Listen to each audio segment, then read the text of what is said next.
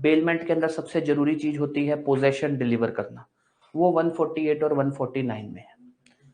Duties of baler के जो section है ये है 150, 158, 164। बेली की ड्यूटीज के जो सेक्शन है वो है 151, 159, 163। ये जो मैंने ऐसे लिखे हैं ना, ये सब एक साथ चलते हैं, मतलब ये कुछ अलग नहीं बोलेंगे, इसी सेक्शन से कनेक्टेड बातें बोलेंगे। तो जैसे 151 और उसी से कनेक्टेड बात 152 बोलता है, 159 उसी से कनेक्टेड बात 160, 161 बोलते हैं, और 163। बेली की राइट दो ही राइट्स हैं, 170, 171। बेलमेंट कब खत्म होएगी, कैसे खत्म हो सकती है, दो ही सेक्शन है, सॉरी दो ही सेक्शन है, 153 एंड 162। इतना ही है, ये टेबल अच्छे से याद कर लेना, बहुत काम आएगा। अपने को इसका इंडेक्स याद कैसे करना है, पहले तो ये टेबल याद करनी है आपको कि भाई व्हाट इज, अपने को बेलमेंट के अंदर, सिर्फ बेलमेंट की बात कर रहा हूं, कुछ एक दो बातें इसमें भी बाकी होंगी, एक बार उस पर मत जाना, सिर्फ इतने में ही रहना कि भाई अपने को बेलमेंट में क्या क्या याद करना है। पहले ये देखो कि बेलमेंट क्या होती है और बेलमेंट के लिए सबसे इसेंशियल चीज क्या है, उससे आपको याद आ जाएगा पोजेशन। तो बेलमेंट क्या होती है, सबसे इसेंशियल चीज क्या है, पोजेशन। फिर हमें याद करना है बेलर की ड्यूटी, बेली की ड्यूटी, बेली की राइट्स और टर्मिनेशन ऑफ बेलमेंट, कि बेलमेंट कैसे खत्म हो सकता है। कितनी चीजें हुई, 1 2 3 4 5, 5 चीजें हमें याद करनी है। फिर हम याद करेंगे कि भाई ये जो बातें हैं, ये बातें बोली किस सेक्शन में हुई हैं, कि बेलमेंट 148 में है, जो उसकी पोजेशन वाली बात है 149 में है। ये हमें सेक्शन नंबर ऐसे याद करना है। बेलर की जो ड्यूटी है वो 3 ड्यूटीज है, कौन कौन से सेक्शन में है, 150 में, 158 में, 164 में। 3 ड्यूटीज है, कौन कौन से में है, 150, 158, 164। सेक्शन नंबर हमें याद करना पड़ेगा, उसका अपने कुछ नहीं कर सकते, ठीक है। बेली की जो ड्यूटीज है वो 3 है, बेलर की ड्यूटी भी 3, बेली की ड्यूटी भी जो है वो 3 है, 151, 159, 163। ऐसे याद करना, 151 से कनेक्टेड है, आपको जब ये 3 सेक्शन याद हो जाएंगे तो ये कनेक्टेड सेक्शन अपने आप याद रहेंगे, 151, 159, 163। राइट्स क्या है, देखो राइट्स आपको इजीली याद हो सकते हैं। आपका बेलमेंट चलता है 148 से 171, लास्ट के 2 सेक्शन है वो बेली की राइट की बात करते हैं, 170, 171। बेलमेंट खत्म कैसे हो सकती है वो 2 सेक्शन में बताई है, एक है 162, एक है 153। ये आपको ऐसे सेक्शन नंबर याद करने पड़ेंगे। आप ये भी याद करा देते हैं, बेलर की ड्यूटी क्या क्या है, 3 सेक्शन है, तीनों के लिख दो क्या क्या ड्यूटीज हैं।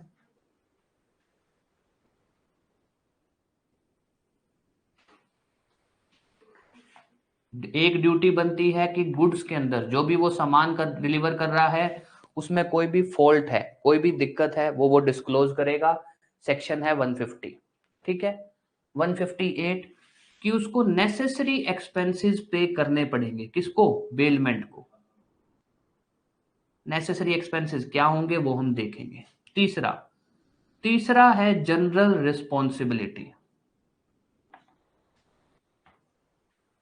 ये 3 ड्यूटीज है, क्या क्या ड्यूटीज है, एक कि उसको फॉल्ट डिस्क्लोज करना होगा, दूसरा नेसेसरी एक्सपेंसेस जो है वो पे करने होंगे।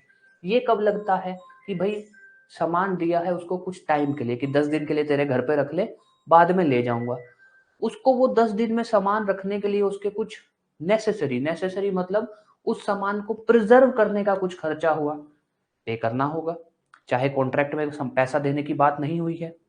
तीसरा जनरल रिस्पॉन्सिबिलिटी क्या है, ये 3 हुए, ठीक है। रिटर्न, उसके बाद रिटर्न प्रॉफिट,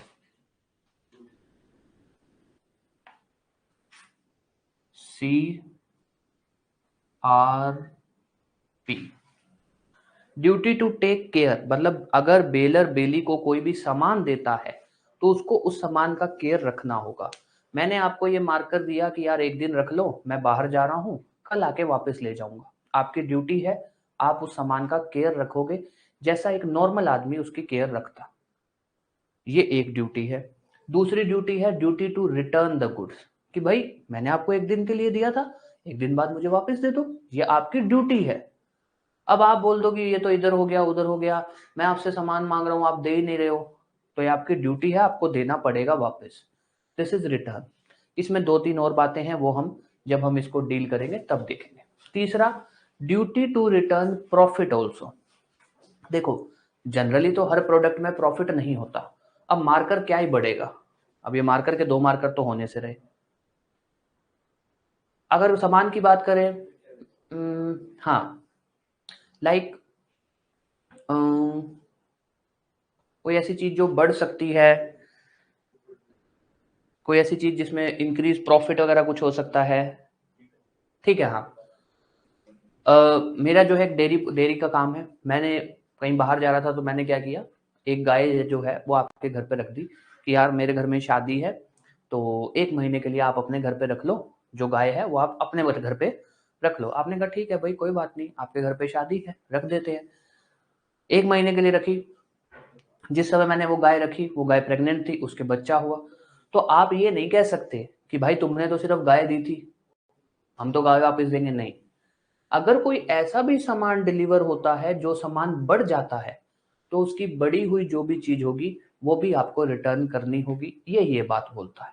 तो 3 ड्यूटीज है, duty to take care, duty to return the goods, duty to return the profit also. ये 3 बातें, 2 ही राइट है, particular lien, general lien. Lien का मतलब बता देता हूं, पर्टिकुलर क्या होगा, जनरल क्या होगा, वो हम आगे देखेंगे। लीन का सिंपल सा मतलब होता है आपकी right to have a possession of goods. आपने मेरे से कुछ पैसे लेने थे और कानून के अंदर आपकी राइट बनती है कि मैंने आपने मुझसे पैसे लेने हैं, मैं अगर पैसा नहीं दे रहा हूं, आप मेरे किसी भी सामान को ले सकते हो, कि भाई उसको बेचेंगे और पैसा पूरा कर लेंगे। That is your right of lien. Right to have possession of goods of another person, किसी दूसरे व्यक्ति के सामान के ऊपर आपका पोजेशन का अधिकार कब होता है, कैसे होता है, वो हम आगे देखेंगे। दैट इज लीन। ये लीन चाहे पर्टिकुलर हो चाहे जनरल हो। पर्टिकुलर क्या होती है, जनरल क्या होती है, वो हम आगे देखेंगे। Then comes termination. टर्मिनेशन के 2 सेक्शन हैं, ये जब हम टर्मिनेशन की बात करेंगे, सिंपल से सेक्शन है, इसमें कुछ अलग सी बात नहीं है, ठीक है। और बता देता हूं 153 लगेगा,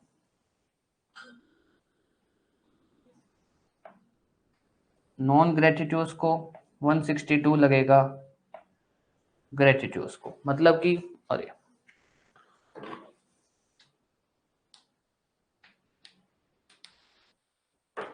मतलब कि अगर मान लो मैंने फ्री में बेलमेंट नहीं की हुई है, मैंने किसी को जो सामान डिलीवर किया है उस सामान के मैं पैसे ले रहा हूं उससे, ऐसा कुछ है, फ्री में नहीं की हुई है, कुछ पैसे वगैरह लूंगा, या मान लो सिंपल सी भाषा में बोलूं कि मैंने किसी को किराए पे वो सामान दिया है, तब 153 लगेगा कि तब कैसे बेलमेंट हो सकती है। 162 लगेगा अगर मैंने फ्री में दिया है, भाई मैंने मेरे किसी टेलर को दिया था सामान शर्ट बनाने के लिए, तो मैंने तो उसको सामान फ्री में ही दिया था कि भाई शर्ट बनाना, मेरे को वो शर्ट वापस दे देना। That is ग्रेटिट्यूस। फ्री होगा तब अलग चीज लगेगी, नहीं होगा तब अलग चीज लगेगी। इतना सा ये टेबल है।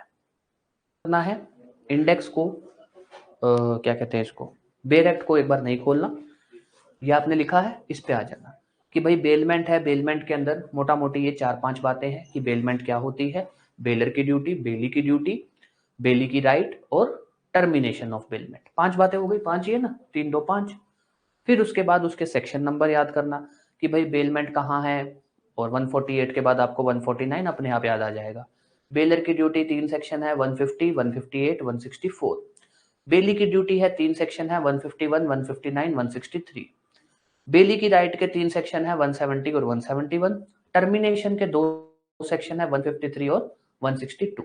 इतना सा अपने को याद करना है।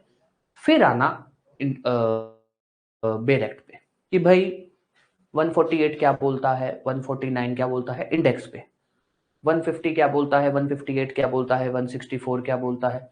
फिर अपने को ऐसे उसका इंडेक्स याद करना। आपको इंडेक्स याद हो जाएगा, मैं ये नहीं कहूंगा कि भाई पहली ही बार में याद हो जाएगा, थोड़ा सा, क्योंकि याद करोगे तो पहले 150 को पढ़ोगे, फिर बीच वाले छोड़ के 158 पे आओगे, फिर 164 पे आओगे। एक बार में हो सकता है नहीं याद होगा, बट अगर आप जब 3-4 बार उसको याद कर चुके होगे, वो उसके बाद आपको दिक्कत नहीं आएगी। उसके बाद आप इसको अच्छे से याद रखने लग जाओगे। ठीक है?